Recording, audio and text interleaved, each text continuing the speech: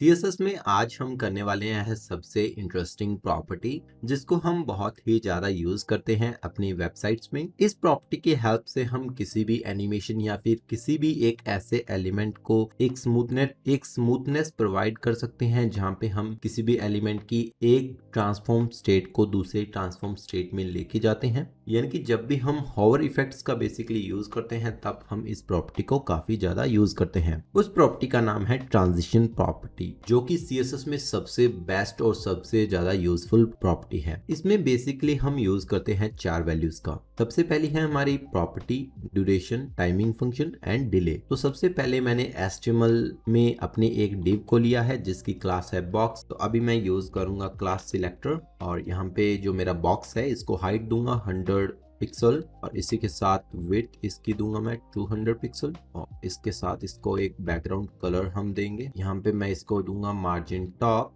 5 RAM. Okay, तो अभी मैं इसको करूंगा box shadow 3 pixel, 4 pixel, 15 pixel RGBA। अभी मैं इसे दूंगा border 3 pixel solid red. Okay, तो अभी मैं यूज करूंगा इस पे अपना होवर इफेक्ट। तो मैं यूज करूंगा सबसे पहले अपना टारगेट एलिमेंट, उसके बाद यूज करूंगा कॉलन का, फिर मैं यूज करूंगा होवर कीवर्ड का।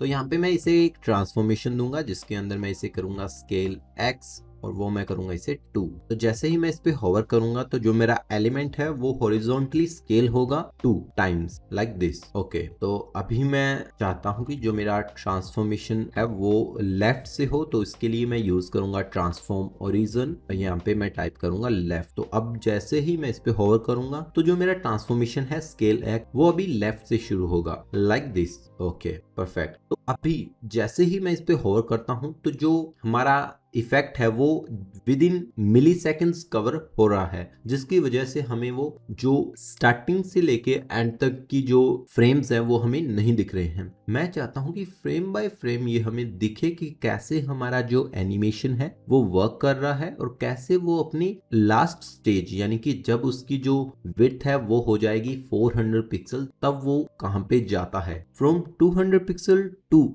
400 पिक्सल जो भी हो रहा है हमें नहीं दिखाई दे रहा, बिकॉज ये सब कुछ within a millisecond cover हो रहा है। तो मैं चाहता हूं कि जितना टाइमिंग मैं इसे दूं उतना ही टाइमिंग ये ले अपने आप को प्रॉपर इनिशियल से लास्ट स्टेज तक। तो मैं यहाँ पे यूज करूंगा ट्रांजिशन प्रॉपर्टी का और जो मैंने ट्रांसफॉर्मेशन दिया है तो मैं यहाँ पे यूज करूंगा ट्रांसफॉर्म जो कि हमारी प्रॉपर्टी है। इसके बाद मैं अपना ड्यूरेशन दूंगा, तो मैं चाहता हूं कि इसे लगे 2 सेकेंड्स और इसकी जो टाइमिंग फंक्शन है एक बार इसे हम स्किप करेंगे और जो डिले है उसे भी हम स्किप करेंगे। तो जैसे ही मैं सेव करूंगा और जैसे ही मैं इस पे अब होवर करूंगा तो जो मेरा एनिमेशन है वो इनिशियल स्टेज से लास्ट स्टेज तक 2 सेकेंड्स लेगा और जैसे ही मैं इससे होवर हटाता हूं तो वो वापस से अपनी इनिशियल स्टेट में आ जाता है। इससे हमें इनिशियल से लास्ट स्टेज तक क्या हो रहा है और कैसे हो रहा है इसके बारे में भी पता चलता है। इसी के साथ मैंने यहाँ पे दिया है बैकग्राउंड कलर रेड। ओके, तो अगर मैं बैकग्राउंड के लिए यूज करना चाहता हूँ तो मैं यहाँ पे यूज करूंगा सबसे पहले कॉमा का, उसके बाद यूज करूंगा बैकग्राउंड और कलर। और उसके लिए मैं चाहता हूं कि बैकग्राउंड जो कलर है वो चेंज कितने सेकंड्स में होना चाहिए। तो मैं चाहता हूं कि 5 सेकंड्स उसे लगे अपने आप को ग्रीन से रेड करने में। तो जैसे ही मैं सेव करूंगा और होवर करूंगा तो ये 2 सेकंड्स तो लेगा अपने आप को 400 पिक्सल करने में और इसी के साथ ये बैकग्राउंड कलर चेंज करने में 5 सेकंड्स का टाइम लेगा। तो जैसे ही मैं इससे अपना कर्सर हटाता हूं तो वापस से वो उतना ही टाइम लेगा जितना टाइम उसने अपने आप को लास्ट स्टेज पे जाने के लिए लिया था। तो उतना ही टाइम वो अपने आप को इनिशियल स्टेट पे आने के लिए लेगा। लेकिन लेट्स सपोज मैंने यहाँ पे 1000 प्रॉपर्टीज लिखी हैं, 1000 प्रॉपर्टीज लिखी हैं और हर बार मैं यहाँ पे कॉमा लगाता हूँ और अपने आप को जो इसका ट्रांजिशन है उसको चेंज करता हूँ। तो ये पॉसिबल नहीं रहेगा बिकॉज यहाँ पे हमारा जो रिपीटेशन है वो आ रहा है। तो मैंने जैसे ही यहाँ पे 1000 प्रॉपर्टीज का इसको कोई ट्रांजिशन दिया या फिर ट्रांसफॉर्मेशन दिया तो वो ही 1000 प्रॉपर्टीज मुझे अपने आप को ट्रांजिशन में रिपीट करना पड़ेगा। तो इस स्टेज से बचने के लिए हम क्या करेंगे, ट्रांजिशन को टाइप करेंगे और यहाँ पे यूज करूंगा मैं एक कीवर्ड ऑल। तो जितनी भी मेरी होवर के अंदर प्रॉपर्टीज है वो सभी की सभी अभी लेंगी 2 सेकेंड्स।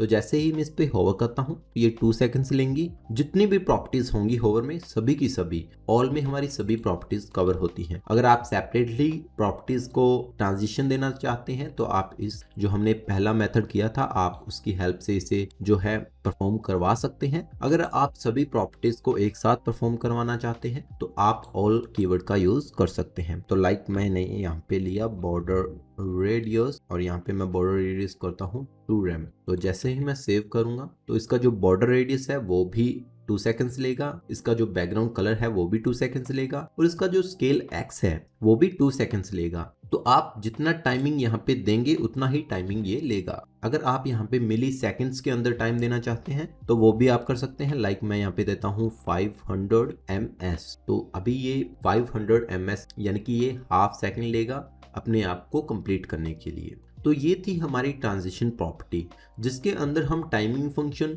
और डिले को अपनी एनिमेशन के टाइम कवर करेंगे। तो आपको इसके लिए कोई भी चिंता करने की ज़रूरत नहीं है। नेक्स्ट वीडियोस में हम एनिमेशन को ही कवर करेंगे। तब तक के लिए thanks for your love and support.